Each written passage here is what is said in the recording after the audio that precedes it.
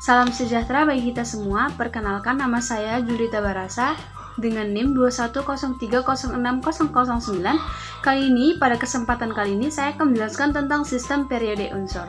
Sampai saat ini telah ditemukan 118 unsur kimia, baik itu unsur alami maupun sintesis.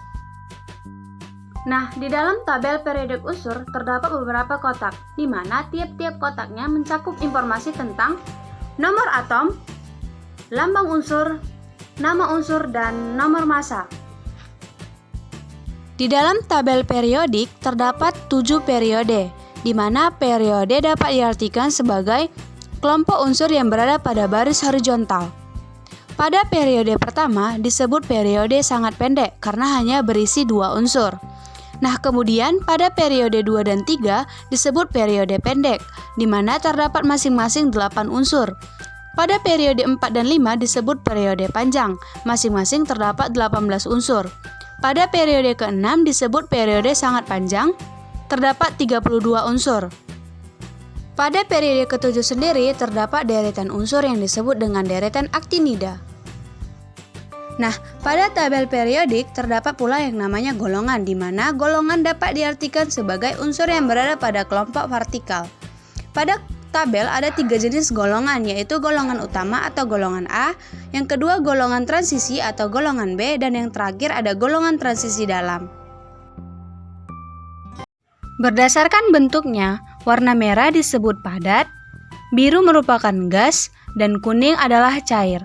Sifat periodik unsur adalah sifat yang berubah secara beraturan, sesuai dengan kenaikan atom, yaitu dari kiri ke kanan dalam satu periode atau dari atas ke bawah dalam satu golongan. Jari-jari atom adalah jarak dari inti atom sampai ke kulit elektron. Nah, di dalam satu golongan dari atas ke bawah, jari-jari atom semakin besar. Sedangkan dalam satu periode dari kiri ke kanan, jari-jari atom semakin kecil. Nah, yang kedua itu ada energi ionisasi, yang mana energi ionisasi dapat diartikan sebagai energi minimum yang dibutuhkan dalam melepas elektron. Dalam satu golongan, dari atas ke bawah semakin berkurang, sedangkan dalam satu periode dari kiri ke kanan semakin bertambah. Nah, ketiga itu ada afinitas elektron, di mana afinitas elektron ini adalah besarnya energi yang dibebaskan satu atom netral pada waktu menerima satu elektron. Nah, dalam satu golongan dari atas ke bawah afinitas elektron semakin kecil, sedangkan dalam satu periode dari kiri ke kanan afinitas elektron semakin besar.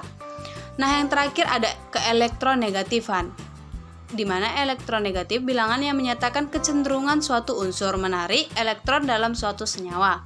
Dalam satu golongan dari atas ke bawah, keelektronegatifan semakin berkurang.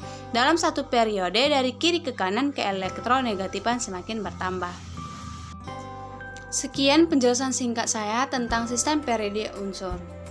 Saya ucapkan terima kasih, mohon maaf jika ada kesalahan kata atau ketidakjelasan dalam menjelaskan. Terima kasih.